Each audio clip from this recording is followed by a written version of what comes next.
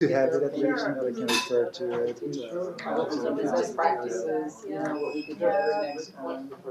I think it starts off with category one more. Yeah. We're not Permit. action items. I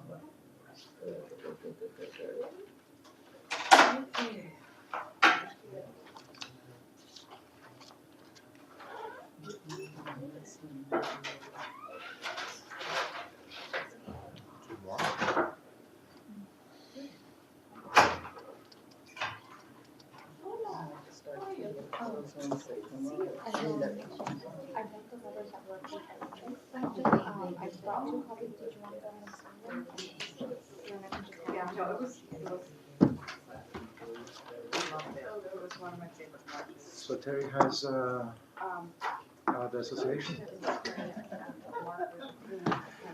Good. I mean, you see. Are you still in Riverside or? Yeah, I'm still the same right now. Okay.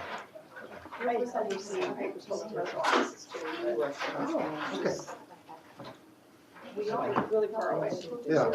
Yeah. Do you have to travel or do you do conference calling or? I do go up there like once a month, maybe twice. It's try not to, but yeah, I know. I don't go to I don't go to Fresno really. It's Okay. Bakersfield. I have staff. We Okay. only have one advocacy person that does. We haven't been since we joined Bakersfield. It requires me to go up there and volunteer base. So I know. You got it which you gotta do. Yeah, I get through Pasadena, and the Empire in Pasadena is the issue. Once you get through Pasadena and you split between the 210 and 308, you can drive as fast as you really want to drive. It's to that point in the morning, because I typically go out and back one day just because I just want to get it over with. So I just make a really long day. Occasionally I just put the night to it's traffic, we're used to it. Yeah, it's only getting worse every year. It's great. Yeah. And we know it's gonna get worse. You keep hitting people. It's inevitable. Yeah, but so much self-driving cars. Yeah, that would be nice. Sleepers while traveling. Is either that or? Sleeping, people will be doing work. No, I'll be sleeping. Is either the self-driving cars for sure will help, and also Elon Musk, the underground tunnels. Yeah, that's gonna be a while, but the self-driving cars, I almost said morning It's gonna myself. be I know, the I know. my generation, my kids won't have to have that awful conversation with me about, Mom, you shouldn't be driving anymore. I remember doing that with my mother. I'm glad to hear, I'm not the only one, so. It was We awful. should pull out a plaque. I wish they would dare. I'm waiting on that day. You know what got my mother finally? We asked her, she has macular degeneration, and we said, you can't see well enough. And she said, I can tell when the light is red and when it's green. And my brother said, yeah, but can you tell the difference between a fire hydrant and a 6-year-old? And she just, Oh my God. it stunned her. And she, it bothered her. it bothered her, so she said, you know what? It bothered her. That was reality too. I'm never. He said gonna only tell one of them is going to No. Oh, Well, Willie Brown was I think I'll have driving that with conversation with my macular husband degeneration. for my mother, because my mother's well aware of, although she lives way out in the country. Yeah. But her husband does not, very rarely drives because she gets religious views. Yeah. It was hard to not look in his eyes when you talk to him. My husband It's like has certain one guys, woman, it's hard for them I to look honestly at you believe without doing that that. he has issues now. Even though the eye doctor says he's fine, When I was think in I'll Nova have a Scotia, conversation with him. It'll be a tough conversation. It is hard, there's so much independence tied up. Well, yeah, he always wants to drive, he just wants to drive, it's like. I hate driving, I'm looking forward to it. you know, Yeah. tell And me then you more still about buy where I it. wanna go. I love it. Yeah. You know, I would take Fully trips to suspended. I would take, when I go to DC, my daughter's like, I walk, I have to train it, plus, I live. Very nice. Oh, it's high. And now it's come to a strange place, but my son and a lot of his friends, they don't want to go. Because if it was about thinking about it, then maybe it's okay. Yeah. No, o sea, si ya es hacer eso, Some ¿no? cards This is out and actually all the that, place and he with just other Ubers people. everywhere. My But youngest no, but I one, don't she think finally got her driver's license. I mean, I live in. Yeah. Cancelarlo no es Driver's chévere. license finally. It's short She enough. was still like, wanna go meet my friends. And it's Hi, going how are down you? Hillsway, coming back up, it's a Good, 3/4 good, mile uphill good. to my Yeah. house. Yeah. Like, she was like, oh, I'm gonna walk. She would always, she used to walk. You know, she I know, I'm actually transitioning off. I went vegan for like 50 days, so I'm trying to go back to eating. How was that? It's not that difficult, especially if you have resources and time. I cooked a lot. I actually cooked the most in the past 50 days than I did my entire life. How do you feel? I feel good, but it was like a test run. I said in the 40 days I was gonna like contemplate if I was gonna come back, and then I didn't realize yesterday was a 50-day, and I was like, oh, I think I'm gonna transition back, but So admit I'm it. still probably gonna eat, Your not favorite necessarily go vegan, but meeting like to go eat to. more, like It's be the more least plant-based, legal and just cognizant in terms of like the meats I take You know, in. that's Or is true, it But I don't least think, It's not that no, difficult. I don't, The no, I downside is like vegan it culture can also be because very this- condescending, like These culture, like are versus like the whole These are premise of it really is, Yeah. for me, I didn't do it for health I'm reasons. done going to or- meetings with Like I don't really, I What'd have you other do? handbags. I did it because I wanted to have more agency over the things I ate, especially when I started looking for ECR, verifying my air quality, and so I actually quit Yeah, smoking, But like here, cold it's turkey. like, you know, no. Good for you. Because it didn't make sense. Like I can't continue to No. smoke a part in a week, and so I just So, yeah, stopped that's why- smoking. Good for you.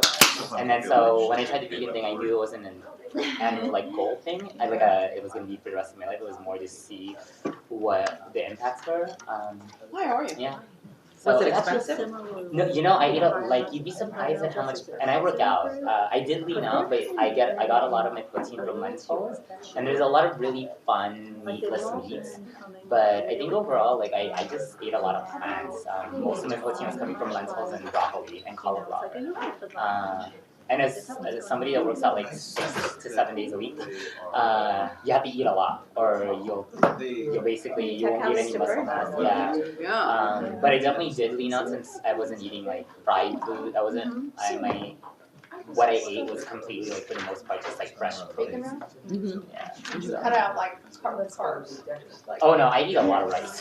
Hmm. Yeah, that's the one thing I didn't change. So I think it was just like replacing the meat, and then I'm lactose intolerant, so I agree with you. finding other cheese substitutes, which isn't that hard. Some would say And then that seafood, they I could live or live without it. want But everyone. yeah, it was just more like kind of a run, and now I think even though I'm coming back to potentially maybe eating a lot like meat again, like I definitely probably will stick to eating a lot more a heavier plant-based diet than.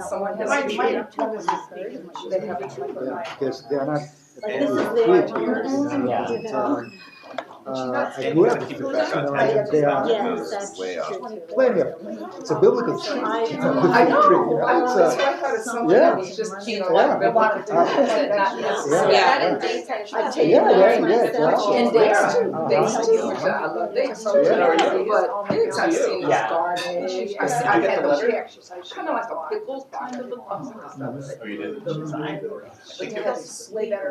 But she Her was letter not signed up. hard. Oh yeah, no, She just I. doesn't eat bread. Yeah. Oh yeah, I can, well, a lot of bread. It's They're not there's. occasional. I don't know what that world would be like. I know. I mean, she was never a cheese eater. She rarely ate. Oh my God, that would be my Oh, I know. I would die without cheese. Yeah, well, I'm lactose intolerant, so with the You couldn't transition, I eat. actually started finding alternatives. What'd you find? Cashew Oh, is yeah. actually a really great cheese All right, alternative. all right, I like cashew. Yeah, so and then I just learned how to cook a lot of Yeah. things, and most Filipino dishes actually vegan. We Okay, just I had think meat at we've the end. got a good amount of representation here. We can get started. I apologize for being so late, but we wanted to give folks a chance to get through traffic and what have you, so that they've had an opportunity to be here at the beginning. So with that said, we'll call this meeting to order. And thank you all for your time and travel time in coming and interest in our group here. We really appreciate it, appreciate all that you do. I'd like to have an approval for the May minutes. May I have a motion? Move to approve. Second, Second. question? All in favor? Aye. All right, motion passes. Any new business? Any new business? Okay, having none, let's move on to the follow-up action items. Got action item number 1, the email lawnmower rebate program flyer. That was emailed by staff about the electric lawnmower and leaf blower program, Replace Your Ride program, and small business assistant program. We sent that out on May 26th. Did everyone receive? Great, great, great. Staff also provided hard copies of the collateral material to members who requested it. Action item number 2, staff to post the small business assistant program flyer to the SCAQMD website and to translate the flyer to Spanish. Flyer is posted and translated to Spanish. Thank you, staff. Staff to collect nominations for the Young Adults Advisory Group. We did not receive any nominations from you guys, so it's still open. We would still like nominations for, we want to get this advisory council started, and we really feel as if the youth is going to be vital to the program. That what is it, the millennial age now, of which I'm no longer a part of. I was a couple of years ago.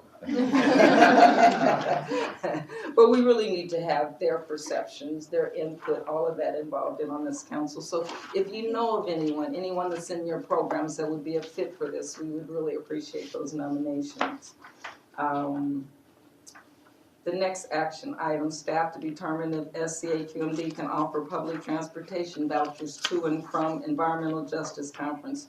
We're still looking into that possibility and seeking sponsorship to cover the cost. If anyone has any contacts with LA Metro or any of the local transportation departments, we'd really appreciate those either contact numbers, or if you have the contact, you contacting them themselves to find out if that's a possibility. Next action item, staff to follow up with Ms. Roberts on ideas for sponsors and speakers for the Environmental Justice Conference. We're currently strategizing on both the breakouts and sponsors.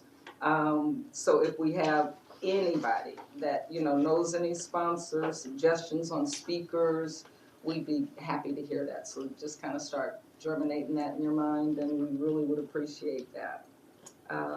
Staff to follow up with Mr. Anderson on ideas for an environmental justice bus tour.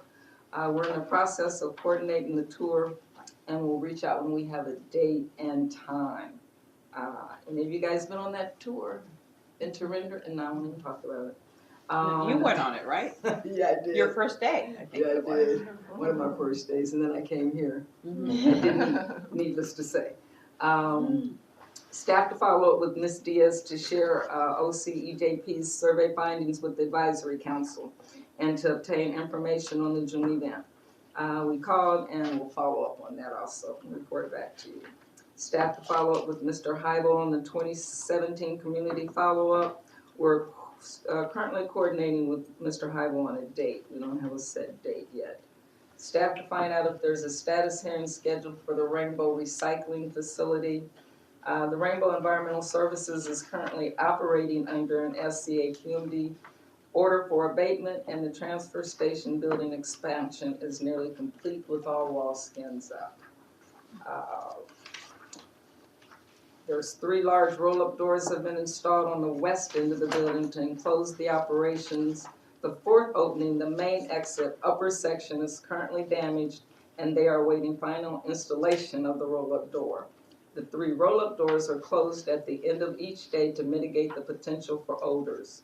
Only the opening at the main exit remains open overnight.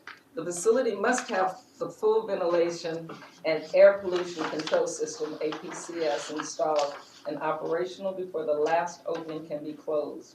The APCS, which consists of cartridge filters and carbon media, is expected to be completed in mid-October. Installation of the electrical power for the APCS will begin next week. Green waste operations are temporarily relocated at the facility, but will be moved inside the new enclosure once it's complete.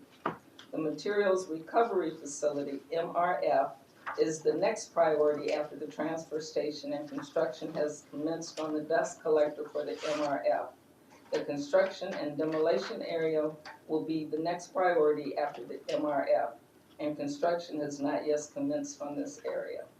The district periodically receives odor complaints in the vicinity, but complaints have decreased significantly, and no nuisance violations have been issued to the facility within the last year. An SCAQMD inspector was present at the site last Friday to conduct odor surveillance. School will be back in session this week, and compliance staff will continue to monitor the situation. On Friday, September the 1st, Rainbow filed to modify their stipulated order for abatement for an extension for construction of their construction and demolition area only after the other areas are expected to be completed on time. The next hearing is scheduled for October the 10th, coming up. So any questions on that? Great, great, great. So our next item on the agenda is a presentation summarizing South Coast AQMD's permitting process and programs, and we're delighted and honored to have Laki Tisopoulos, who is the Deputy Executive Officer for Engineering and Permitting, and his sidekick just walked through the door. Who is the Assistant Deputy Executive. Wow, that's perfect timing. Perfect timing, it is, really is, so you're on, thank you again.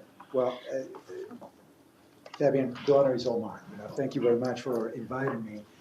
So I'll be doing the honors, with the presentation. And it's always challenging to put together a presentation not knowing how much, the audience know about permitting. And I know we may all be at different levels. I've been working with Terry long enough, so probably she knows every single slide, every single piece of information that I'm going to cover, but bear with us. So I try to keep it at the 30,000 foot level first, then I'm going to bring it down to 20,000, without going into the nitty-gritty details. But you guys are free to ask whatever questions that you may have at any point, and if you need it, if it's too confusing and you need more clarifying information, please bug me even after the meeting, or you can call me whenever you need me to. So first and foremost, so we are going to be talking strictly about air permitting, which is being handled here in the agency by my office, the Engineering and Permitting. But a few words first about the air quality regulatory framework. So we have 3 levels of government, and we collaborate, with our sister agencies representing the 3 levels of government. First, on the federal end, we have the federal US EPA, and they are the agency. Not only they are sister agency, but also an overseeing agency for us. And they develop programs for both on-road and off-road sources, as well as new standards for new stationary sources. And their standards apply nationwide. Then we have the state regulatory agency, which is the California Air Resources Board, that we work very closely with. They are our partners.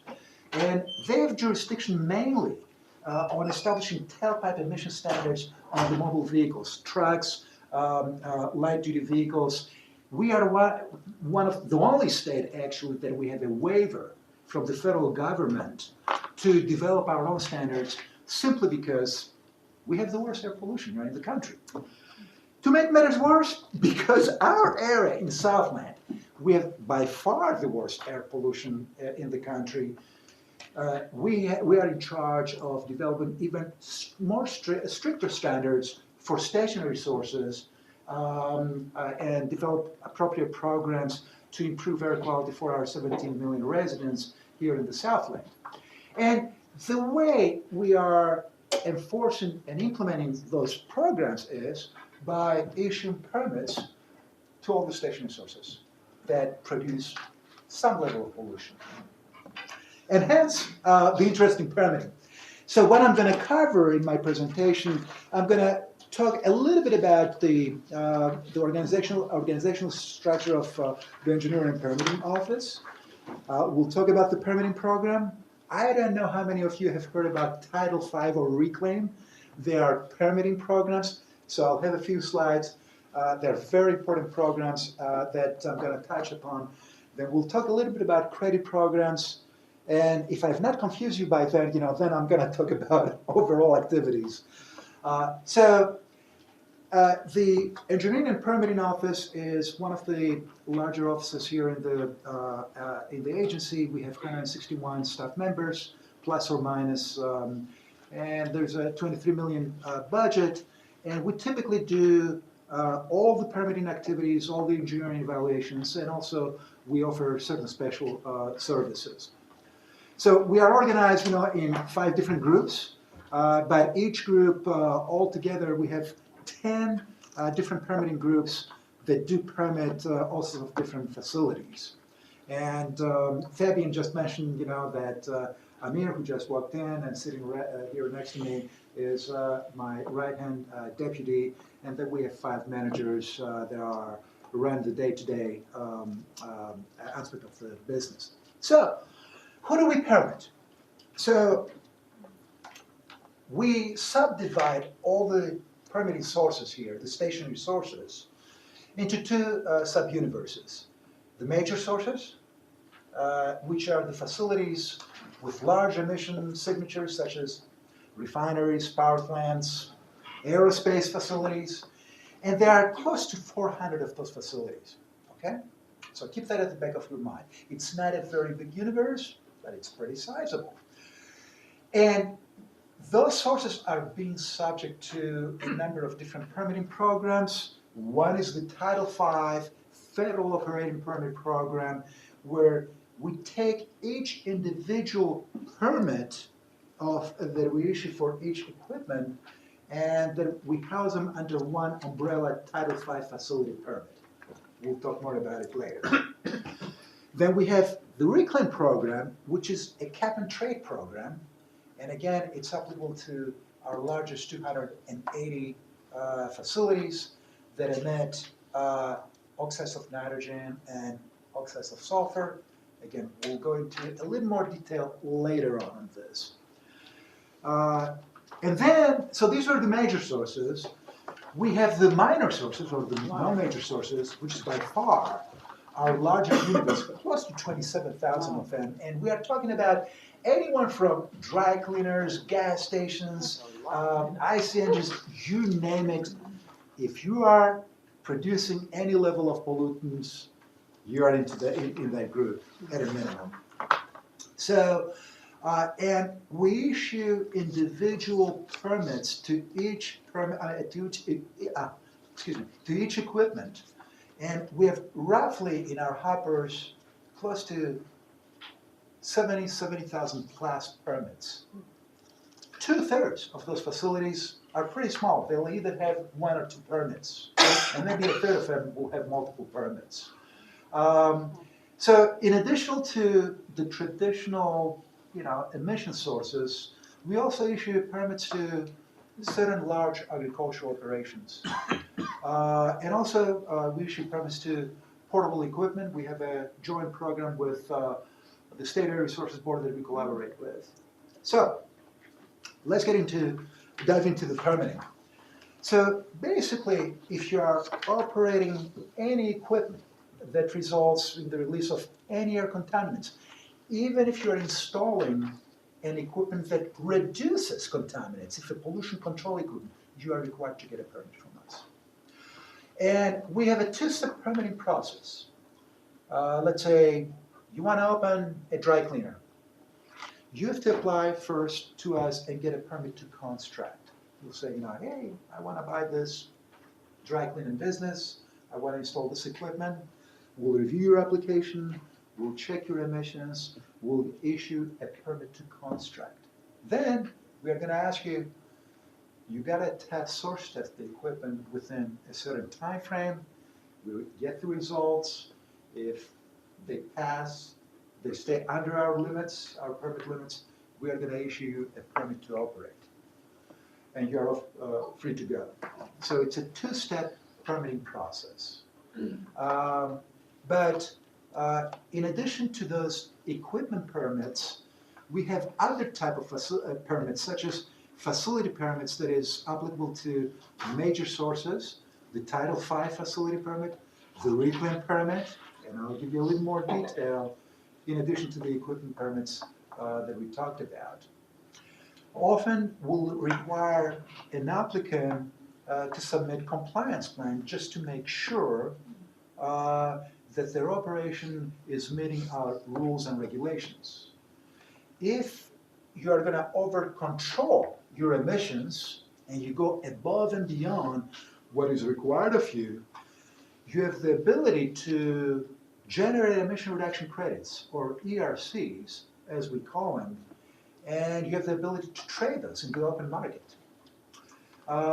For some simpler equipment, such as small boilers, restaurant char broilers, with small emission signatures, we don't put you through the very elaborate permitting system, but we allow you to register and file with us. So it's almost like an over-the-counter permit.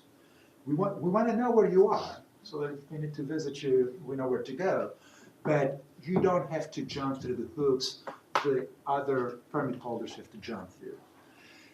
If you are a fire agency, a fire department that wants to do some controlled burns, and they often do, to clear up the dead wood, so to speak, they have to get a burn permit from us under our Rule 444.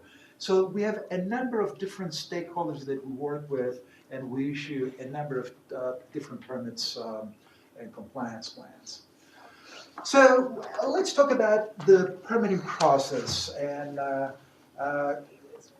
try to open the curtains and look behind the curtains, if you will. So what happens when one submits a permit application to open a business? We talked about dry cleaners. You can be a boiler. It can be an auto body spray booth. It can be a refinery for all practical purposes. So first and foremost, you have to fill out and submit a lot of information. We ask a lot of information. We have all sorts of different forms depending on the type of industry and business that you're running.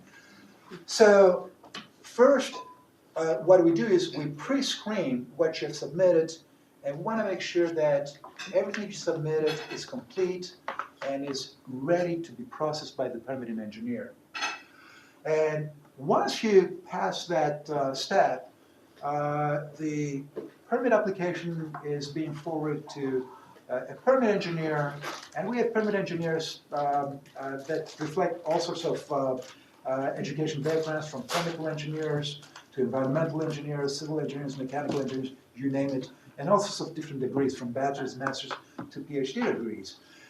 So a key element of that engineering evaluation is we looked at the emissions, the particular equipment or process that you're planning to install, what kind of emissions it's going to result in. Often we'll determine, depending on the size of the emissions, whether that process will be subject to the so-called California Environmental Quality Act analysis, or CEQA analysis, because we want to know not only what your air emissions are, but are you also creating water pollution, or are you creating hazardous waste? We want to know all those aspects of your operation. Then we go to very detailed rules and regulation analysis. We have, if you look at our books, we have hundreds and hundreds of different regulations. Any type of business that you name, we have already developed a source-specific regulation for that particular industry. So we want to make sure that the process that you are planning, or the business that you are planning to run, meets those limitations, emission limitations. We do a new source review analysis. I'll go into more detail a little bit later on. and this is for criteria pollutants, the pollutants that result in the smog, in the ozone smog, because we have so many different types of smogs. But we are also interested on toxic emissions. Typically facilities, the toxic emissions are not all that high, they are typically a lot lower, but they are a lot more dangerous to human health. Some of them may result in acute or chronic impacts. Some of them may be carcinogens. Clearly, we have vested interest as an agency, as a community, to minimize those emissions, and we have very strict standards for those. And we have hundreds of different prohibitory and source-specific rules that we subject those sources before we issue their draft permit. And almost by definition and with no exception, every single permit is being accompanied with a number of permit conditions just to make sure that the facility operates within the given constraints. Often, if the facility is located within,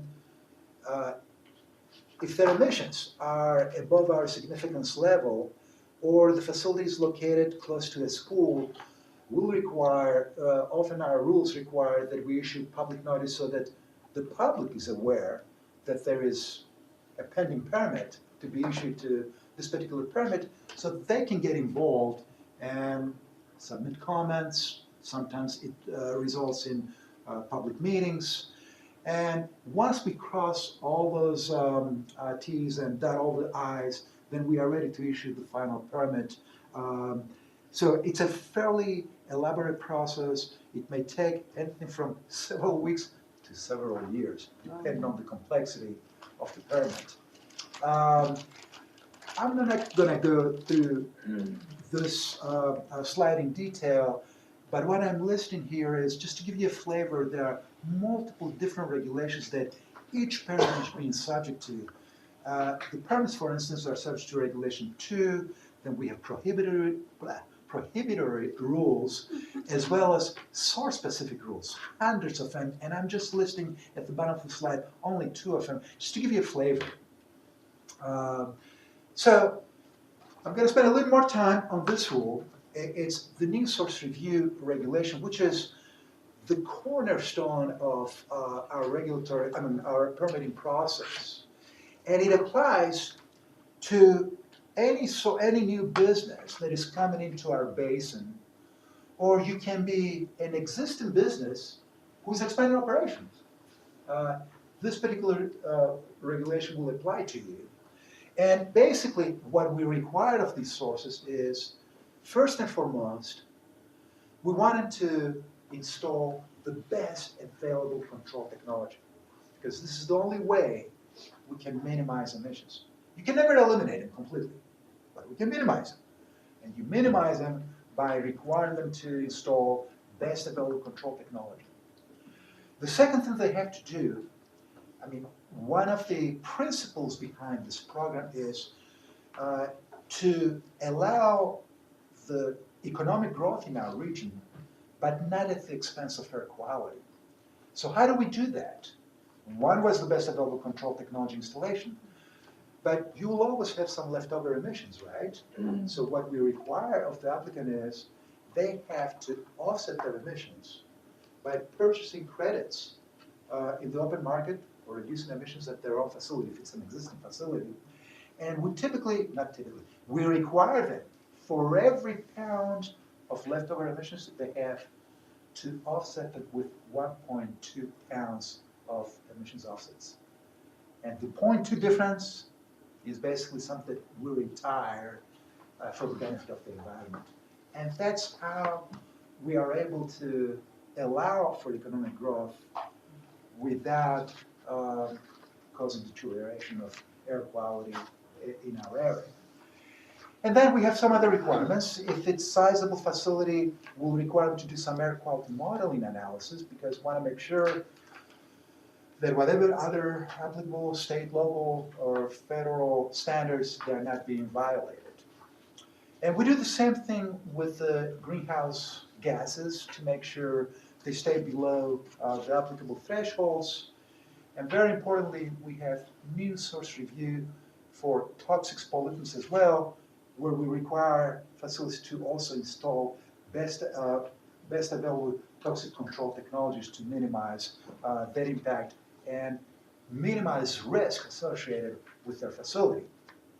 So, so one area that I want to make sure that it's crystal clear before you leave, and it's an area of consternation sometimes, when we confer and discuss these issues, with local community members, is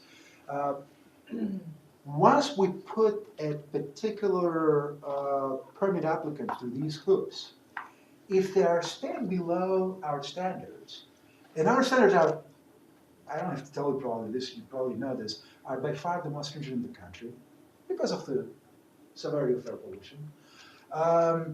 But once they stay below the applicable standards, we have to issue them a permit.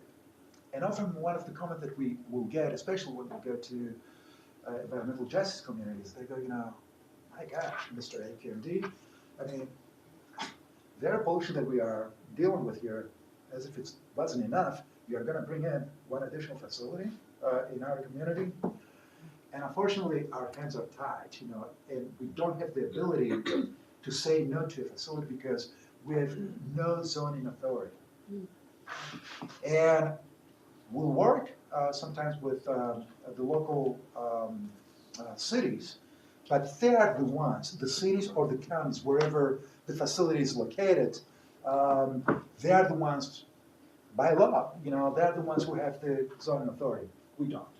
Can I ask you a Yeah, question? absolutely, yes. Do you ever lobby for them not to, Yes. the city council to, or the local authorities not to permit them or not to allow them? Well, Is that like something that? To have a limit. we try to work with the cities and through joint educational, informational meetings and explain to them the severity of air pollution so they know how their city fares. I'll give you one example. It's quite popular from a number of different cities to start building residential housing right adjacent to the freeways. Mm-hmm. It's the worst thing that you can do, okay? I mean, from the air quality perspective. And both us, as well as our sister agency, the State Air Resources Board, we put together guidelines, and they're going back to more than 15 years, just to explain to them how bad air pollution is there. And it's not very smart. We realize it's cheaper real estate, for the developers, but it's a silly policy decision for the city to allow building, especially residential units, right adjacent to the freeways. And we'll have our LPA staff now go and visit each facilities and try to advertise the availability of those guidance documents. And since we don't have the zoning authority, we can only issue guidance, right? But very few will take us up to that. Finally, after so many years, we managed to persuade the schools, even the schools, the LA School District. They built quite a few schools right adjacent to the freeways, simply because of the less expensive real estate. Finally, after these many years, they're shining away. So we made some progress there, but with the local cities, it's a hit and miss. Yeah. Thank you for your answer. Right. So let's talk a little bit about the Title V program and the Reclaim program, because if you haven't heard about those, I'm sure you'll hear about them in the future, and might as well get some basic information on them. So the Title V is basically a federal operating permit program. And we developed this program in the late 90s. Before that program, we were requiring, as an agency, each equipment to get its own individual permits. And we still follow that practice here in this basin. But there were other states that did not have that sophisticated permit program that we do. And the feds, the federal EPA, developed this requirement. They basically said, states, you gotta develop this Title V facility operating permit program where a facility with a large emission signature applies to the larger facilities, not the smaller ones.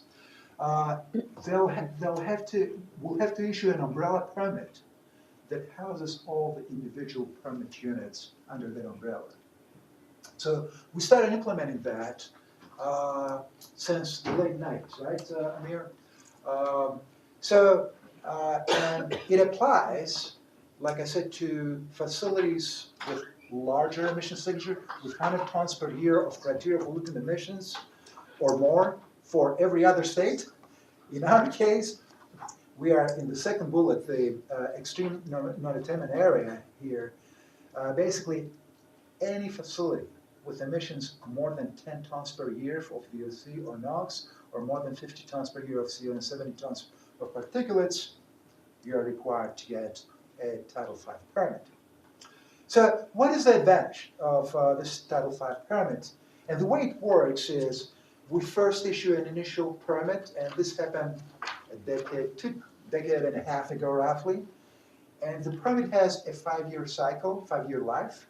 Every 5 years, they have to renew their permits. And if you haven't altered any of your operations, the renewal is almost automatic. Now, if you're altering your business midstream, you can apply for a permit modifications.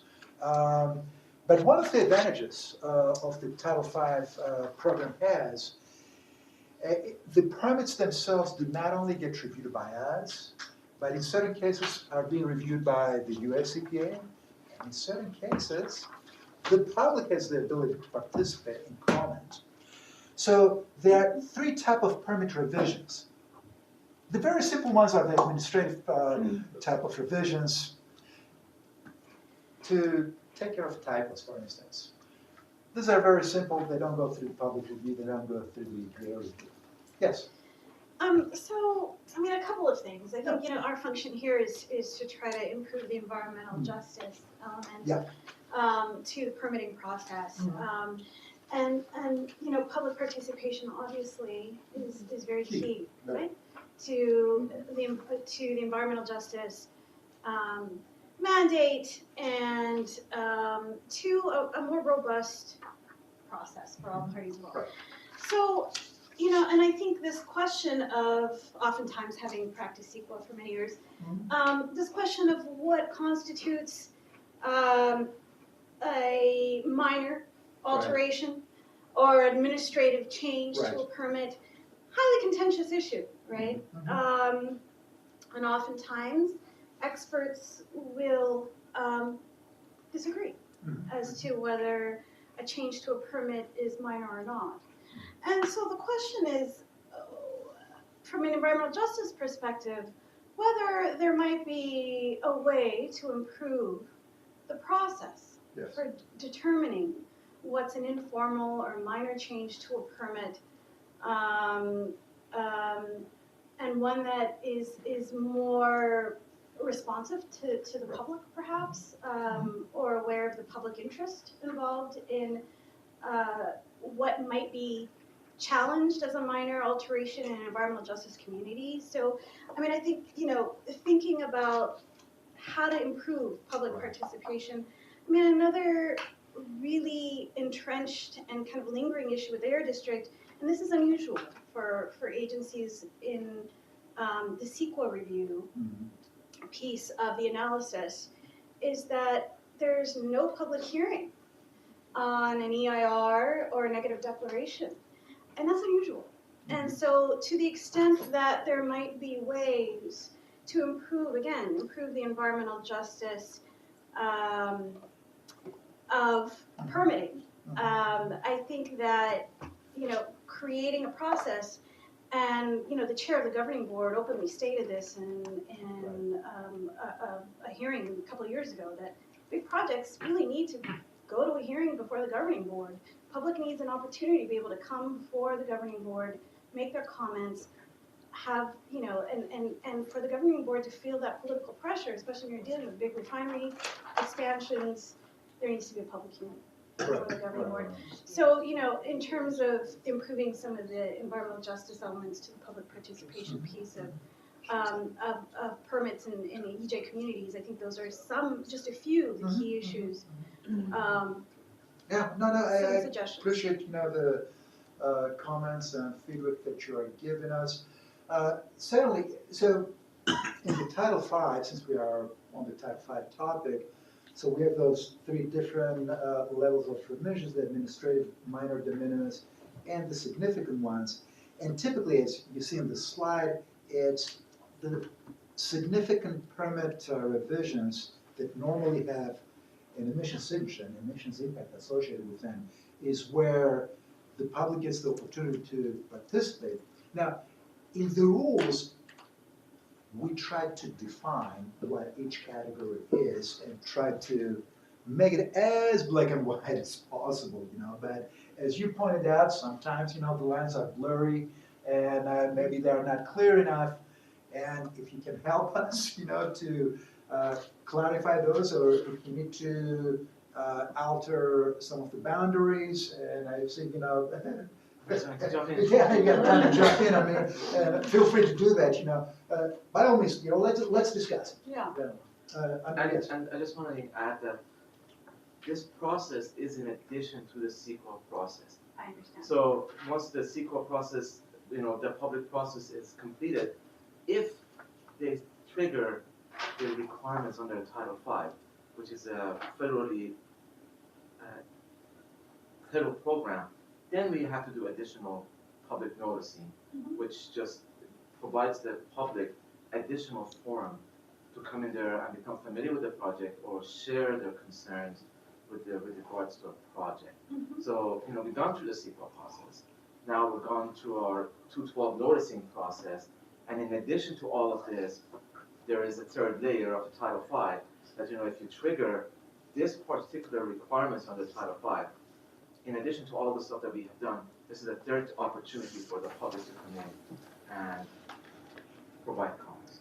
Right, but I guess then the question is, for the Title V permit, is there automatically a governing board hearing that's available to the public if they request it? Well, all of our permits, if you want to challenge a permit, if a private permit is issued, you can go to a governing board. But there are some hoops to jump. Yeah, I'm like. Okay, so the right is there, but it's not straightforward. Wait a minute, we got counsel here, she's saying, wait a minute. Our rules provide that if you want to challenge a permit before the permit has been issued, while it's in the application stage, you can petition the governing board under our Regulation 12. If you want to appeal the issuance of a permit, you go to the hearing. Right. Right, so there's prior and after. But we do have a forum for an appeal at either stage. So so the administrative, EPA doesn't get involved with administrative amendments, but with the minor and de minimis, they do get to review the proposed action. And with the significant permit modes, definitely there's a full-blown EPA review and full-blown public participation. So it was an attempt. Title V program tried to institutionalize the EPA and the public participation to some extent. And I'm sure it was a major improvement for most other states. We had some of those elements embedded in our California permitting system, but certainly now the Title V program, puts us all at a level playing field with everybody else. But can I just come back to this governing board? I'm sorry, because I know it's an issue that's been ongoing, right? And so, just so I clearly understand the Air District's position, as long as the application is open and a permit has not yet been issued, a final permit has not yet been issued, then petitioning the governing board, what is it, Rule 1201 or something, is a possibility. Is it the case, though, that the governing board would necessarily dig into the details of the permit, just in response to a petition? First and foremost, you need to familiarize yourself with the rule. You'll notice it's discretionary. That's right. Right. The governing board has the discretion to hold the hearing. Right. if they held a hearing, it would be based on the issues that are presented to the governing board as the reasons for challenging the validity of the permit, and that it should not be issued, or it should not be issued as the applicant is proposing. They would have to make findings based on the evidence, Right. either way. So it would be a hearing. It's a lot different than a governing board meeting, where it's a more open forum in terms of just accepting comment and opinion from the public, and a staff presentation about the project. It's more of a judicial type hearing. Right. If you have a Reg 12 hearing.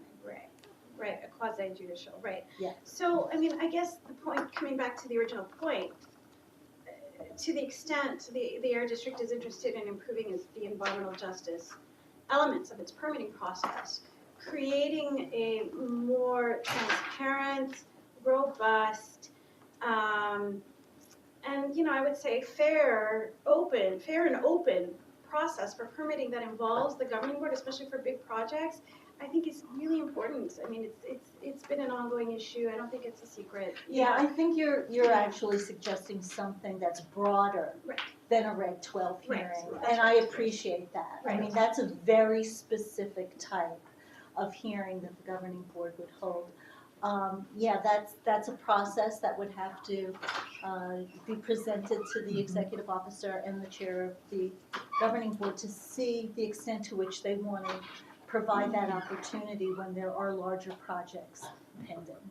Yeah, I mean, I Yeah. suspect that to the extent that a recommendation from the advisory committee would be helpful in that process, I suspect that the folks around this table would be willing to, caucus and talk about making such a formal recommendation. Great. So, just to summarize, for the public participation opportunities on the Title V, so definitely when we issue an initial Title V permit, when there are significant permit revisions, and when we renew the permit after a 5-year cycle, definitely these are the best opportunities for the public to comment and participate. And we just talked about the public hearing request on the permit. So let's talk about Reclaim a little bit, which is our cap and trade program. And it applies to our largest stationary sources of that emit oxides of nitrogen, NOx, as we call it for short, or oxides of sulfur, or SOx, as we call it. And it was developed in the mid-90s. And it was developed to establish a cap and trade system where facilities were given initial emissions allocations, which stands for an emissions budget, which budget was subject to a diet over time, and they had to reduce their emissions at each facility on a programmatic fashion.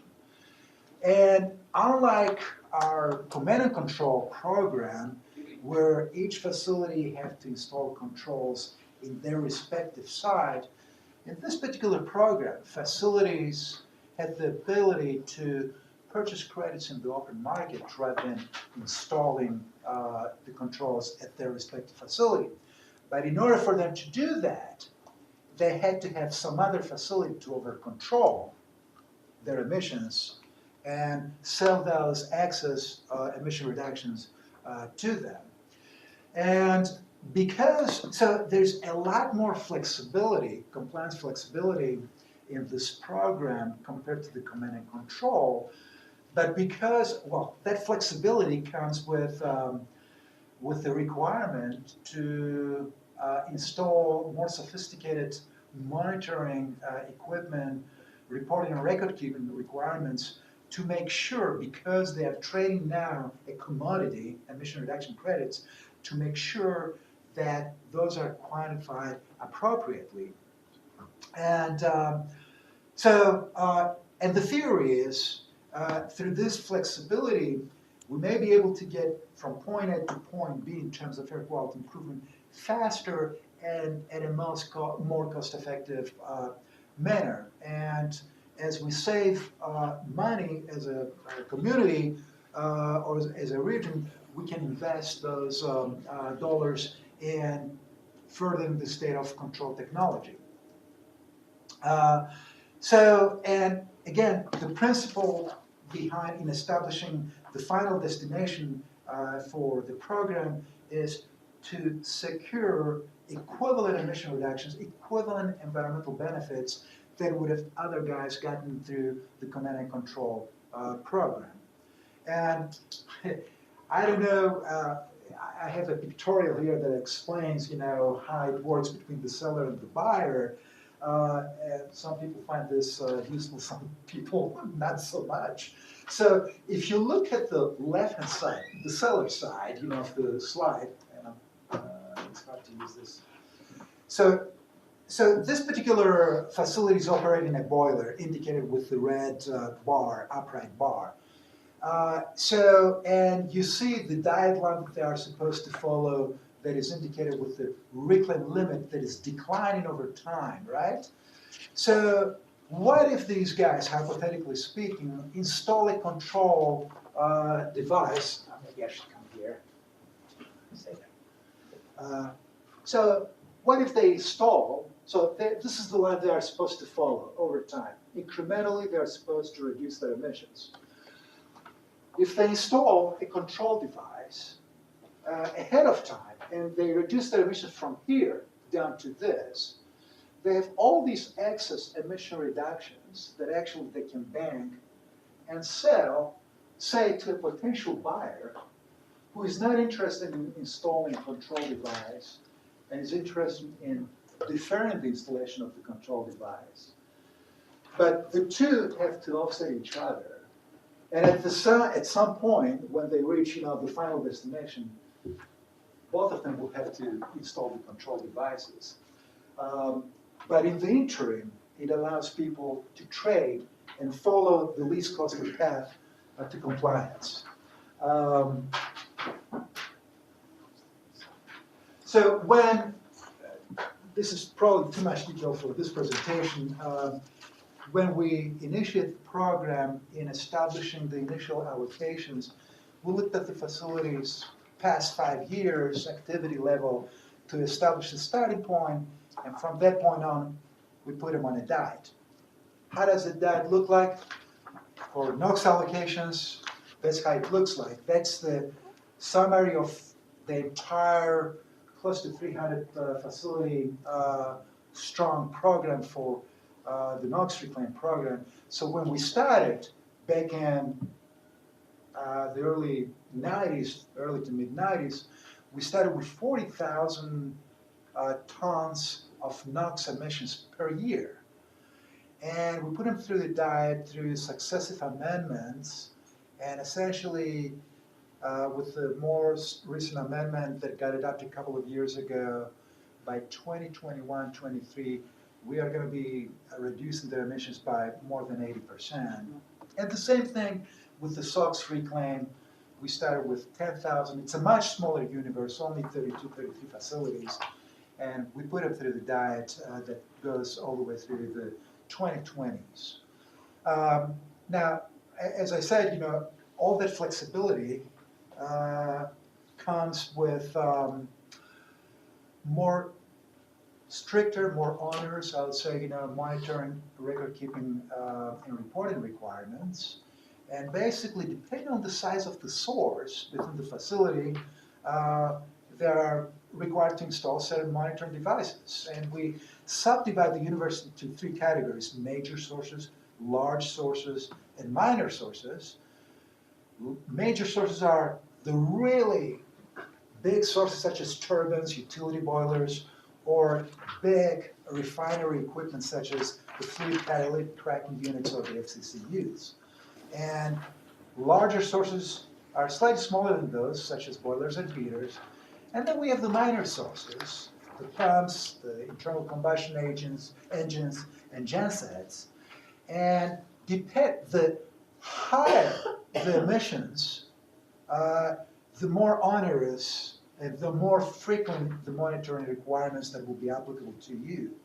So if you have a major source, you'll have to install the so-called SEMS, which stands for Continuous Emissions Monitoring Systems. And not only you'll have to install those, you'll have to transfer that information to SCAQMD on a regular basis. If you are operating a larger source, you only have to monitor on a monthly basis. And if you are a minor source, then you have to turn that information into us on a quarterly basis.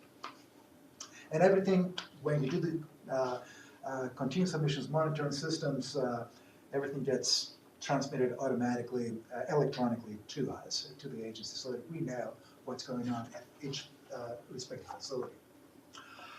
Let's talk a little bit about, yes. Question, Yes. why is there so much opposition then to cap and trade coming up in Sacramento? Why or? Why? Oh, well, there are two parties always to the debate. Now, there's one side,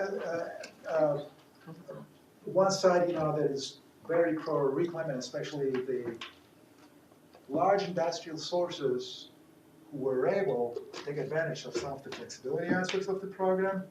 They love it, okay?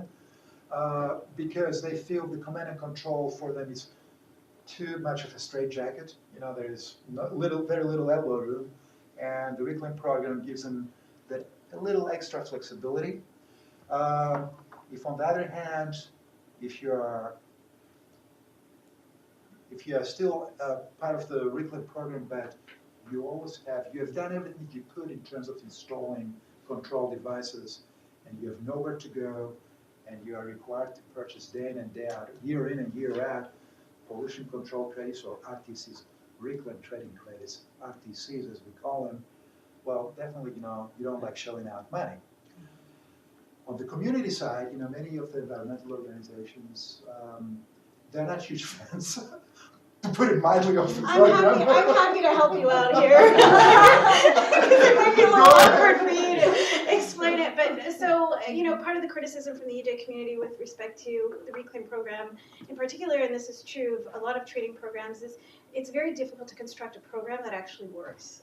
The theory of trading is that it's going to, promote reductions from the most efficient sources at a cheaper rate, but when it's actually implemented, there are all sorts of complications. How do you verify, for example, that a reduction is actually a reduction? And so, the bookkeeping and making sure that, the reductions are real, that's been a huge controversy. The pricing, the original pricing of the credits was another huge controversy. They were so cheap, they were given away. And then once the price started to increase during the energy crisis, there was a regulatory fix to reduce the price. And so basically, as a result of all of these problems with how the program was constructed, the criticism from the EJ community is that the biggest polluters, some of the biggest polluters, have been able to avoid pollution controls basically since 93 or 94 when the program was created. And so, it's my understanding that as a result of all that controversy, that reclaim was actually being dismantled. Yeah, so last year when we adopted the latest revision to our air quality management plan, the board, our governing board, gave us a direction to start dismantling the program. They felt that the program outlived its usefulness. Yeah. And slowly, we are going to be taking it, we are going to be reverting back to the command and control between now and 2023. And the marching orders was, do it sooner rather than later. And that's great. I think that's great. And I'm sorry I have to Hey, leave. no, don't worry. Thank you. So let's talk a little bit about some of the credit programs. You may be hearing those. And basically, we have the so-called offset credits that we briefly talked about it under our new source review program, or the NSR program. So you as an operator, if you are going to over-control voluntarily your process, or if you shut down, a particular aspect of the process, and you go above and beyond our regulatory requirements, you're entitled to bank those excess emission reduction credits. And either save them for your own use, your own future use, or trade them in the open market. The same thing with the reclaim program that we just talked about. If you're over control, you can generate those reclaim trading credits, and you can trade those between the facility. And you don't have to be a reclaim source, by the way, to purchase those credits. If you are a third party, if you are a speculator, you can buy your own RTC credits. In fact, we had speculators or traders from the Far East participating in our program. Not huge participants, but nevertheless, it's open to everyone. So, so I think we talked about the credits quite a bit. So what we have been focusing in the last year or so in our offices, over the years, we nursed quite a bit of trending backlog. So we have mobilized our resources to try to bring that backlog down. We've made pretty good progress, and we are also working on permit streamlining efforts. I remember when I said, that permit issues may take anything from a few weeks to a few months, sometimes to a few years. Some eyebrows went up, So we try to make things fast because it makes sense for us to issue the permits faster, so long as we don't shortcut our review process, because the permit is the instrument that we use to secure our air quality gains and ensure the operation of the particular equipment or process stay within its bounds, within our regulatory limits. And we're also trying to develop some automation tools. And next time we meet, I'll probably be able to give you a lot more information on those topics. So that's all I had for today, and I'll be happy to answer if you have any more questions. And then I guess a question, and it was just a lot. I was like, oh my god. It's a lot of information. Yeah, I actually knew until a certain point, and I was like, no, I don't know this part of the presentation. But I wanted to ask you, since obviously you're dealing with the permitting, but then there's the folks that deal with the enforcement, but yes. You approved the permit, so is there a point like a catalyst that brings up when folks aren't, sticking to the permit that they were allocated or whatever, they were approved. So let's say when it comes to emissions, right? Yes. Where does the permitting department play a role in that, or is it separate? Just it's an enforcement department. Oh no, we work very closely together, the different offices. We do have close to, I don't know what the latest number is, close to 90 or 100 inspectors. And they are basically deployed, to the entire basin, geographically. And their sole job is to visit facilities, and most often, we visit those facilities unannounced. But to get back to your question, if we know that there's something strange going on with a particular facility, definitely, they are working right next to us, and we'll tell them, hey, go out, drive by, and take a look at this particular facility. There are some other tools that we use. For instance, each facility, especially the ones with sizable emissions, they are required to turn in emission reports to us on an annual basis. If we see something strange, out of the ordinary, we'll definitely, alert our friends in our enforcement office and pay this facility a visit. Often we do monitoring, and if, again, the monitoring shows, a red flag or a spike, that's again, another indicator to alert our inspectors. But even in the absence of any alert from us, they do go out, and visit those facilities. And it's funny, once they develop, once they have several years of experience, it becomes almost a second nature. You start developing, this not understanding, but you start, identifying who the violator may be, and you start honing your efforts towards that. So there are a number of different ways, that work with the enforcement folks, and help the deployment. And we also do a lot of work on the monitoring side, and there are new technologies that are coming about. Very sophisticated, very expensive monitoring technologies, and some less sophisticated, much less costly, the local sensors. And we do a lot of technology development work here.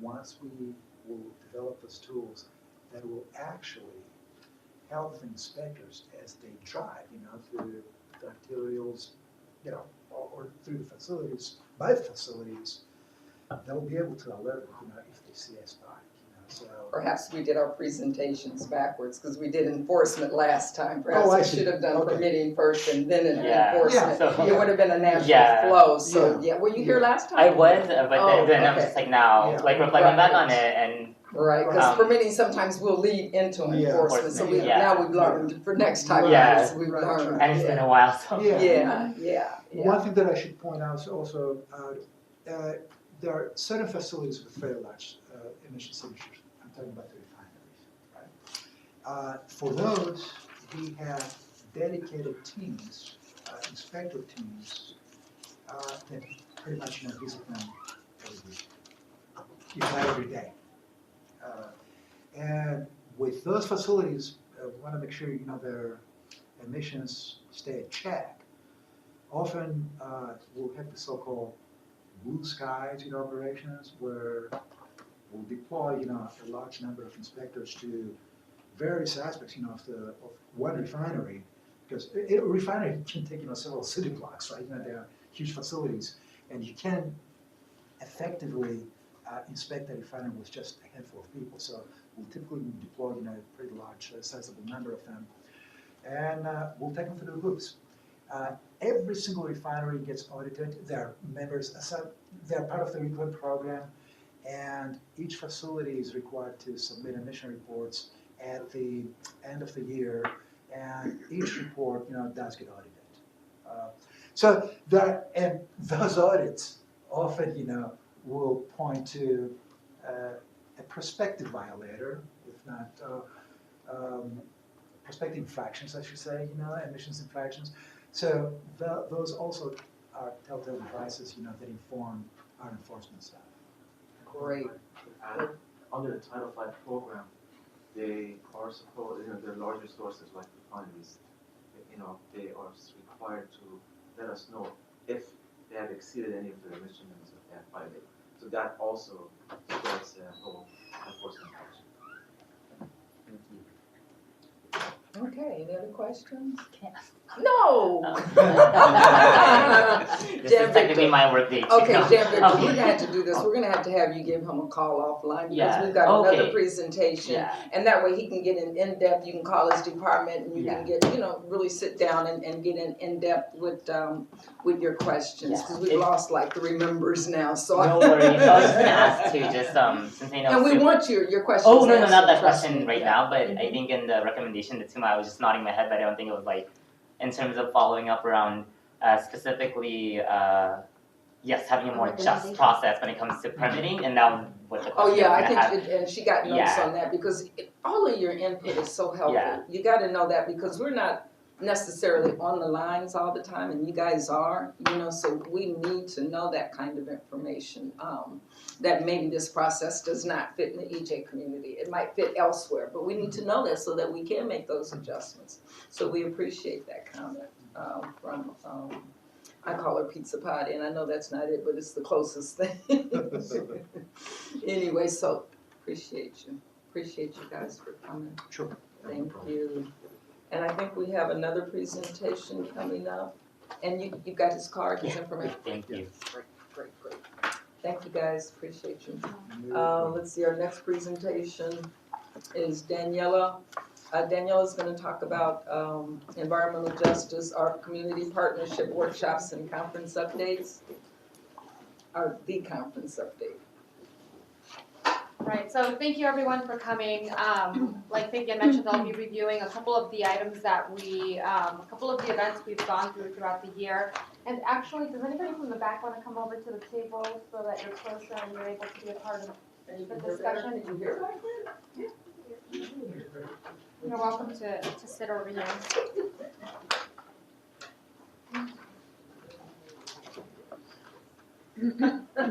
Cozy. I want it to be cozy. Feel cozier. We need the body heat. Oh, yes, please join us. Please, thank you, Daniela, for thinking of that. And so back in June 28th, so I have to actually back up a little bit further. Back in 2016, we hosted an environmental justice workshop in LA for LA County. And one of the feedback that, some of the feedback we received was that people in the community don't always know who to report environmental complaints to. And so part of the request was that we make that process easier for them to make requests and to know who to submit the complaints to. So in response to that, we hosted the interagency workshop that was back on June 28th. And what we did is we invited different agencies from LA County to come and sit at a roundtable discussion to, number one, share exactly what it is that they handle, the types of environmental complaints that they handle. Because surprisingly, what we learned is that we, as agencies, don't always know who handles what. And so there's a lot of overlap, there's a lot of opportunity for us to collaborate, so that's really what the discussion was about. And also to really determine how it is that we can improve the process with which we handle these complaints. For example, sometimes we may get a phone call about something related to water, and we don't always handle that. So we wanted to improve the process with which we either hand that call over to the right department or provide the caller with the right information so that they know where to call. So I know that, Teresa, you were there. Do you want to share anything about what the discussion entailed and any feedback you have? It was helpful. I believe that even the agencies that were there that attended received a lot of valuable information so they can know who the contact person is. Because sometimes you have to kind of go through the department, you Google it, and you go here and there to find out who that person is, who that contact person is. So it made it a lot easier just to streamline, I think, the conversation for the future. So I found it very helpful. Thank you. Yeah, I would agree. Mark, Fabian, anything that you want to add? No, I thought if nothing else, it was a great, and there was a lot of great information, but it was a great coming together of all of these agencies who have a common goal of either, combating air quality or issues of dirt and things like that. It was a great coming together of us knowing and talking about doing some of the same things. So yes, I thought it was great. We had over 20 agencies there, close to 20 agencies there, yeah. We had a number of agencies, and Ricardo, Alicia, anything that you guys want to add? No? And this was definitely a first step of hopefully many meetings. Oh, Mark? Yeah, I think what came out of it was the desire to meet again, to not just share information about what each agency is doing, which is really what was accomplished at the first meeting, but to have a second meeting to see about improving those processes so that the agencies have a better, there's more cooperation between agencies, particularly with referrals of complaints and follow-up of complaints. I'm sorry, did you say how many people participated? I know a lot of 20 agencies, but how many people? Oh, gosh. How many? 50. Yeah, we had representation not only from the agencies, but some from business, and a number of environmental justice organizations had representatives there as well. We had people both at the state level and the federal level. US EPA, Cali PA, and Cali PA was actually our partner in this event in really developing and getting the people together and developing the agenda of what was to be included. And isn't there since I know in our trainings for residents, we have the one that Arsenio Matapa tweeted, I think, a while back. There's it shows, and it's a picture of what the issue is, water, air, or hazardous waste. And I don't know if that's just the Cali EPA, and so this is obviously going to be a separate one. So this included people from US EPA, Cali PA, which includes the water DTSC, CARB, Cal Recycle, so all the different departments within Cal EPA. But because this was feedback that we received for the LA County workshop, we invited LA County agencies to be part of the discussion. So we can think of it kind of like a test run to see if it's something that we want to expand and implement in other counties. Yeah, what he had was simply the agencies underneath Cal EPA, and so they were all state agencies, and we were trying to broaden it as well. And develop those relationships Yeah. between those agencies, you know, that's invaluable to develop that. So yeah, that was another good part of that documentary. Yeah, so once we have the next meeting, we're in the process of developing the next step in strategy and sharing the executive summary. So I'll make sure to share that with you and invite you to the next meeting. So this is a picture of the different people who were at the table. In terms of how different agencies process complaints, what we found is that there's a number of commonalities. Most agencies receive complaints by phone, online, and in person. They refer calls to other departments or agencies when it's outside their jurisdiction, and they often send out confirmation emails or phone calls to fill people in on the status of their complaints. Some of the common outreach strategies is either done online, they'll post something on their website, or they'll have collateral material that they'll distribute at different events or tabling events as well. And what we found is that there's a number of obstacles that I think we're all facing. And this includes when people submit information, it's not always complete. And this is either because the person submitting the information doesn't have all of the details, or perhaps for some communities, they are intimidated by the degree of information that they have to share, and especially now, given the political climate, people don't always want to share their information. A lot of different agencies are okay with receiving anonymous complaints, but that makes it a little bit difficult for people to follow up, to do inspections, or to follow up on the issue. There's also public confusion. People are confused about who to call. Insufficient funding. They don't always have the funding to have a certain number of people to have these complaints, or the certain number of inspectors to go out and handle the phone calls. Just perhaps not enough funding for marketing the complaint system, or having perhaps a specific website allocated just for that. There's also a lack of transparency, which sometimes for some communities, especially the public, it can be a little bit, for some communities, infuriating as to why there's certain information that's not posted. But for legal reasons, and you can back me up on this one, there's certain information that's not allowed to be posted because it is confidential information about the companies. Lack of resources and staff, outdated resource guides. What we found is that there are a lot of guides out there with information, booklets and pamphlets with information about who to call, but that information quickly becomes obsolete because it changes rather quickly, and there's turnover, and there's websites that change, so that's part of the obstacle, and also language barriers. There are some agencies that do offer operators or people who take phone calls in Spanish and other languages, but there still is a barrier in that. Any questions about any of this? Okay. Areas for improvement highlighted by the interagency workshop. So we discussed the possibility of training agency staff so that they're better able to direct phone calls more efficiently in a quicker manner. Forming potentially an interagency task force that meets regularly. We are aware that there are other agencies that have these regular meetings, and there are groups that meet to discuss this, but perhaps conglomerating all of these different groups into one, or creating one that that addresses this would be a good idea. Using existing platforms.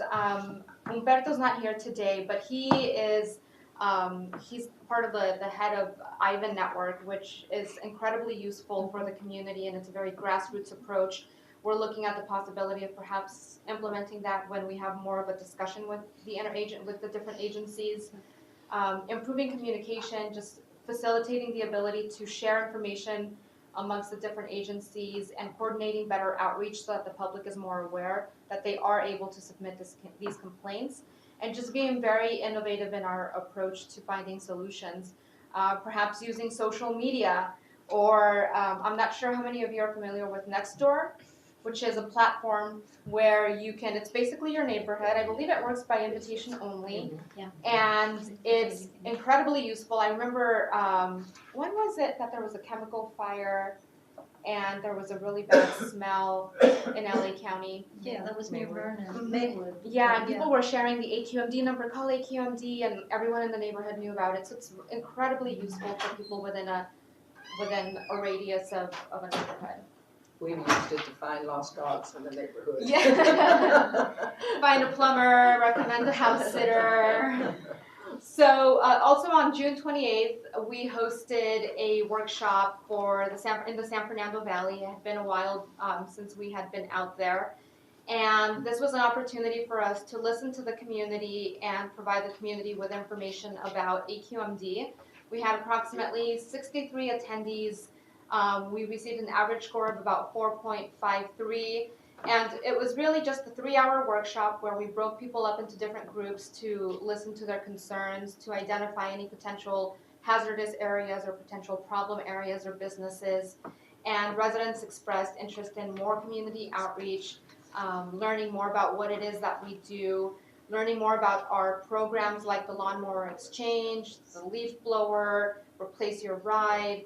And surprisingly, I mean, it's a trial and error for us because we think that we know what people want to hear, and people were really excited about these different programs. And I think that as we go out into the community more, we're going to focus on promoting these programs a lot more because they're incentives that people want to know about.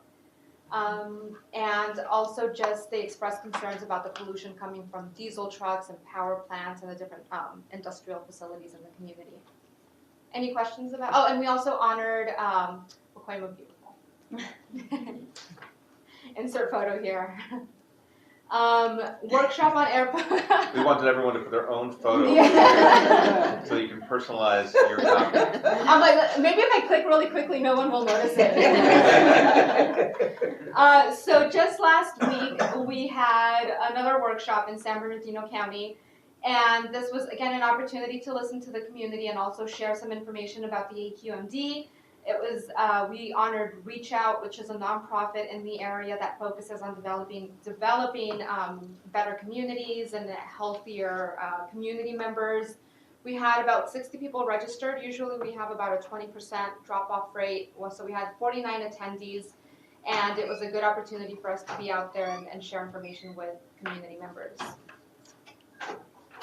In terms of the upcoming workshops for Orange County and Riverside County, those are to be determined in terms of the dates. Did you want to share anything about Orange County or Riverside County? We're looking at October 21st and 28th as far as dates, and also I'm looking at a Thursday, I think the 12th October. Yeah, we have a number of dates we're exploring. We're exploring We don't dates. have definitive dates yet. If you have any feedback on the location or organizations that we should recognize, please let us know, because I think that there are some and it doesn't just have to be organizations, it can be individuals. There are some very deserving people out there, and if you know of anyone for Orange County or Riverside County, please let us know. You know, if you guys just know of any other EJ organizations that we're not aware of, or people that are doing grassroots or starting EJ organizations, we want them involved. We want this, I mean, this is such a serious subject here, and the more people that are doing it, the better. We've been going up to Sacramento trying to educate some of the air groups up there on what we're doing down here, and they're amazed at what we're doing down here. So I'm saying this to say the more people that we know, the more we can do, and the more involved we can get. So please, if you know individuals, groups that are doing it, let us know. Send an email to Daniela. That would be really, really helpful. Mm-hmm. Definitely. Oh, and actually, I just was reminded. Unfortunately for us, but fortunately for her, Dr. Barbara Young has decided to not be a part of this group anymore, because right now her company and her business is really taking off, and she's going to be doing a lot of traveling, and we're really excited for everything that she has coming up in her career. But if you know of anyone in Riverside County, we've essentially lost a representative from that area. So if you know anyone from Riverside County, please let us know so that we can onboard them and consider them as a candidate. And I believe we might have mentioned this last time, we are having our environmental justice conference again, the 3rd annual this year on December 2nd. It'll be at the same place at the center at Cathedral Plaza in downtown LA. I think that was a good venue to work with in terms of logistics and accessibility. We do have a save the date flyer here. And we are aiming for 300 attendees, so I think what we're going to do is maybe hand deliver some flyers to you all to help us distribute information and share information. We'll share the flyer electronically and image for you to help us post on social media if that's something that you can do. In terms of keynote speakers and prospective MCs, I'll go ahead and hand it over to a better person to make the announcements. And we'll also and we'll also mad at him right now. My son is getting married on Saturday, and I tell you, everybody's nerves are just frayed about right now. I just gave him away to the day wife, who's the secretary. I call her the day wife. She's been a secretary for 30 years, so she's the day wife. I told her as a reward, you get to have him. And she sit back and text, how do I respectfully decline? But I don't know if you guys are familiar with the Los Angeles City Council. Herb J. Wesson Jr. is the president of the City Council. He has the honor of being the first African American of the City Council's 200-year history. So we thought, you know, as EJ communities are usually communities of color, not usually, they're communities of color. We thought it would be a nice touch to have him do the speech this year. And hopefully he'll draw some people too, because that's what we use electeds for also. So this would be a wonderful opportunity for you to invite some groups that you might know that we have not become acquainted with. It's a free conference. We'd love to even have your input on some of the groups that we're thinking about doing, the breakout sessions that we're thinking about doing. Simone Boyce is our potential MC, and we're excited about it. We're really excited. It'll be here in a minute, December the 2nd, downtown at the Cathedral. So any other questions or comments? Well done.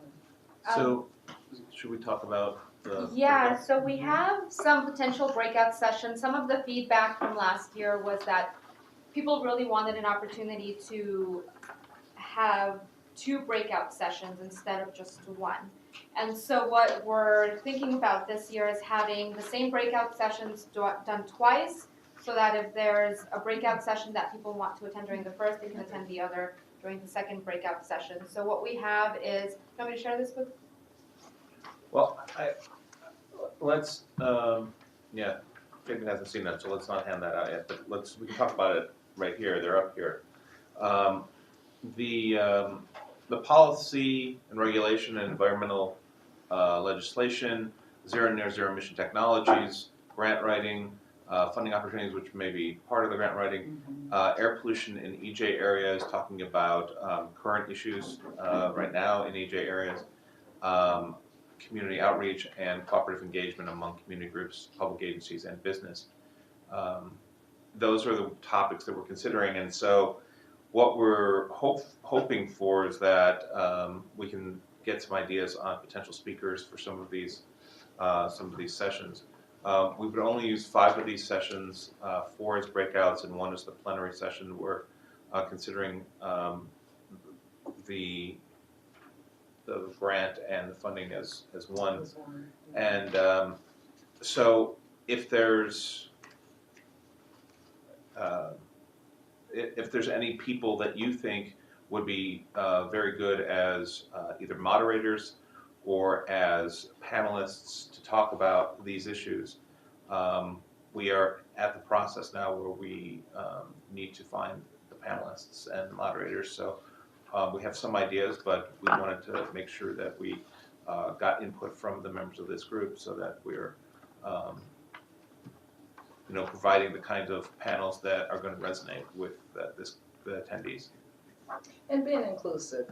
Just know that this is an inclusive advisory council. We want you involved. We want you in the decision making. So understand that it's necessary. It's what the advisory council is for.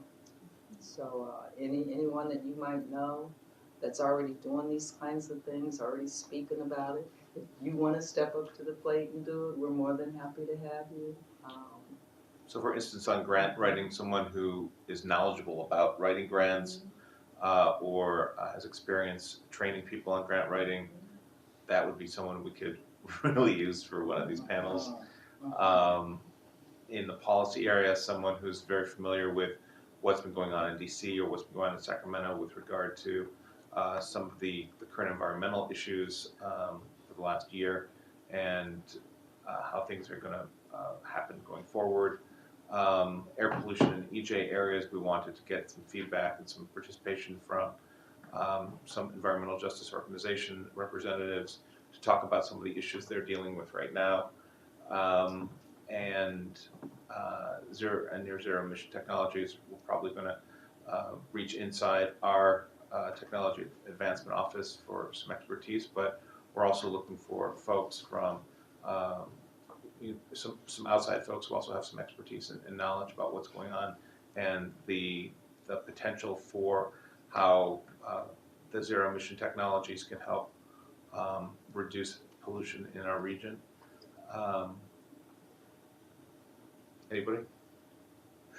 Think about it. We're not gonna put you on the spot. You've got some time to think about it. But keep it in mind, you've all been involved and done events too. We're mid-September, daggum near, so we need to get this in the hopper so that we can get notifications out to the people, get things printed, that kind of a thing. So just start thinking, get your creative juices going, and we'd appreciate it. Any other questions or comments over there? Then I guess we want to go around the room and do member updates. Also, those of you that are sitting at the table, if you're not members, if you could introduce yourself, that would be great. We'll start with you. Since you looked at me. Yeah.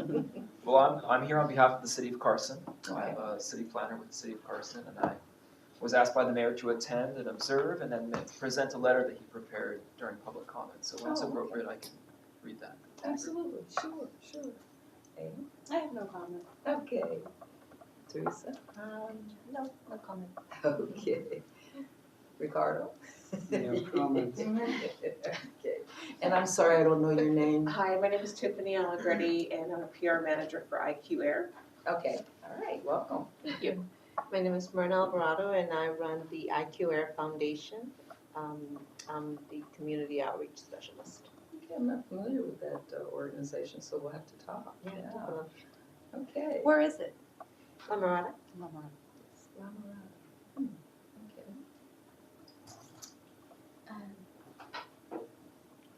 I'm learning, so I appreciate it. Good. It's a lot to learn. I just started in December and it's still mind-boggling sometimes, but it comes. It really does come. And when you've got your feet in it, and you're really working it, it starts to make sense after a while. Jan Victor. Cool. Hi, Jan Victor with ECR Communities. No, I don't.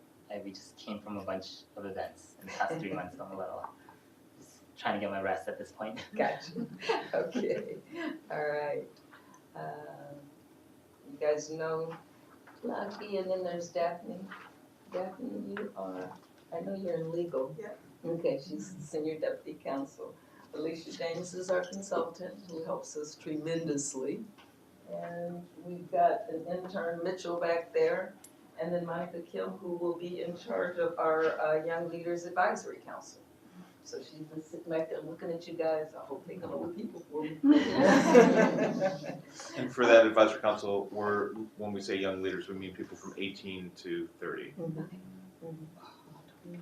So not quite kids. Depends on how you look at it. They're kids too. That's why I say the opposite. All depends on what age you are. So I with just that, turned 27 in the past month, so. a motion for adjournment? No, we have a letter. Oh, I'm so sorry, we didn't do public comment. I just like that first meeting I was at. Forgive me. Okay, we'll go into public comment now. Well, yeah, my name is Richard Rojas. I'm a senior planner with the City of Carson. And as you may be aware, the City of Carson is trying to mobilize itself to make a difference with some of these issues that you've all been deliberating and learning about. And an issue lately is this issue of Rule 1 1180, which will encourage and adopt the use of monitoring in areas affected by pollution. So with that, I'll just jump right into the letter that the mayor, that we prepared for the mayor. So, dear Chairman, the adoption and implementation of AQMD's proposed Rule 1180 refinery, fence line, and community air monitoring is long overdue and is one of the most important initiatives for the City of Carson. The City of Carson is a severely impacted community with regard to air quality and needs the AQMD to implement thorough and effective monitoring of both the fence line and community pollution levels that adversely affect our residents. The City of Carson lies within an area of Los Angeles that has substantial exposure to multiple refinery operations, including the Tesoro refinery, which will soon become the largest refinery on the West Coast, and the Phillips 66 refinery, both of which are located within the City of Carson. An AQMD study released earlier this year demonstrated that emissions may actually be up to 12 times higher than what is currently estimated, and that, in the AQMD's own words, there are, quote, may be a discrepancy between measured and reported inventory emissions. This discrepancy translates directly into a substantial increase in health risk for Carson residents. We need the AQMD to show that they care about Carson residents and to have our 2 refineries be the first to implement fence line monitoring and ensure that community monitoring is conducted within the City of Carson. The City urges AQMD's immediate adoption and implementation of Rule 1180 and volunteer Carson to serve as the first test pilot for execution, ensuring that there is also effective placement of community monitors and an extensive reduction in the health impacts of these very large sources within our city is critical to the environment and the health and safety of our residents. Furthermore, efforts should go beyond just monitoring and include a robust mitigation program to substantially reduce health impacts to our heavily impacted community. Sincerely, Mayor Albert Robles. And one of the ways that the city is showing its effort is we've initiated a general plan update. The last general plan was updated in 2004, and quite a bit has changed since then, both in terms of knowledge and data that we have, thanks to the research that AQMD does, as well as the development pressure in Carson. Carson is one of the few communities in Los Angeles County that is actually embracing development and is projected to increase substantially in the next 20 years. So we want to make sure that we're balancing everything correctly and that we're improving the conditions that we observe in some of the great maps that are prepared and presented. We don't just want to monitor, we want to improve the conditions. And so any efforts to partner with the agency have been welcomed. And on a related note, there was a comment earlier about the AQMD has advocated for certain standards in terms of development, proximity to emission generators. I would say that is not very well known amongst local government professionals.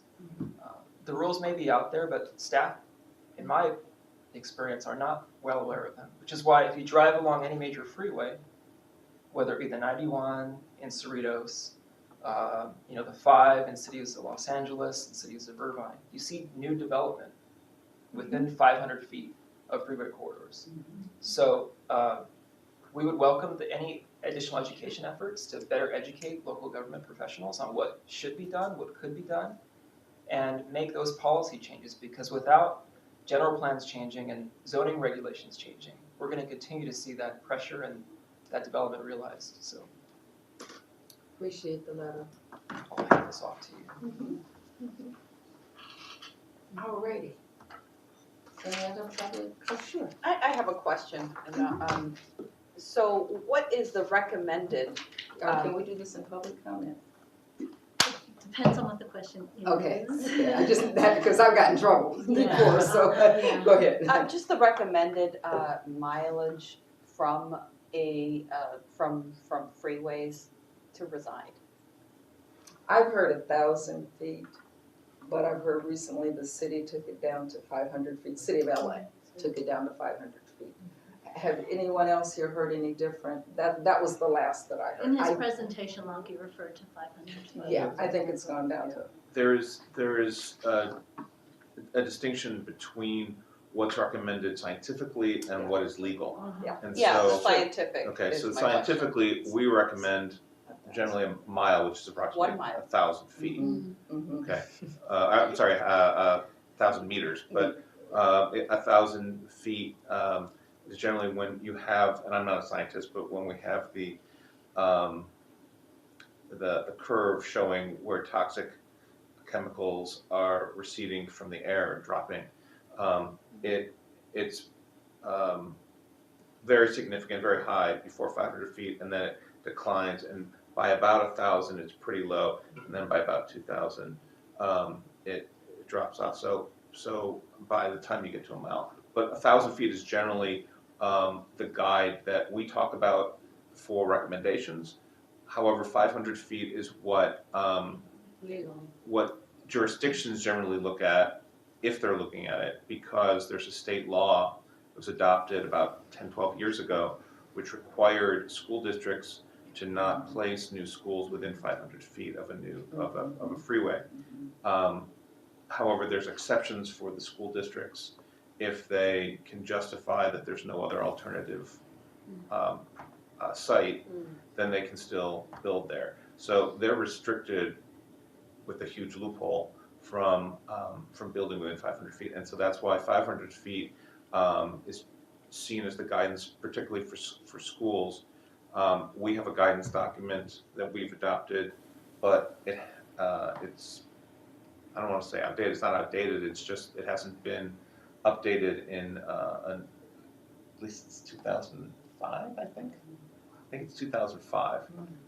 The law was enacted in 2003. And so the reason I know this is because we just did an article in our new advisor on this, unrelated to the distances for schools. And so the guidance we provide to school districts is to not cite a school within 500 feet of the freeway. Thank you. Okay, sure. Any other, I didn't know that it was okay to ask questions during public comment, but now If I it's know related to an what we were agendized talking about. item. Oh, great. Learn something every day. That's good. That's good, because I've sat and been quiet during public comment because I wasn't certain you could do that, so. If thank you somebody for- introduces a new topic, you just suggest that we agendize it for next week. Okay, okay, got you now, okay. So thank you for the letter. I'll make certain that the chairman gets it, and a copy goes to all of the executive officer and all of the other folks that need to have it. And then I thought we, and I could be wrong, had been in dialogue with the mayor. Or there's definitely a desire to be in dialogue with the mayor, because there's been other publications by him, so if there has not been, there will be, definitely, and that's coming from, legislative public affairs. We need to be in dialogue with you guys, okay, so we appreciate you coming, thank you, and delivering the letter.